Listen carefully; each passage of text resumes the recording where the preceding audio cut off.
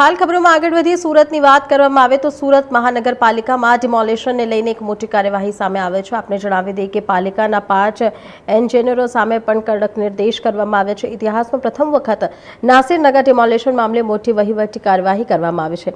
30 મે 2026ના રોજ થયેલી ડિમોલિશન કામગીરીમાં ફરજમાં બેદરકારી અને ગેરરીતિના આક્ષેપોને પગલે પાલિકા કમિશનરે 5 એન્જિનિયરોને સસ્પેન્ડ કર્યા છે।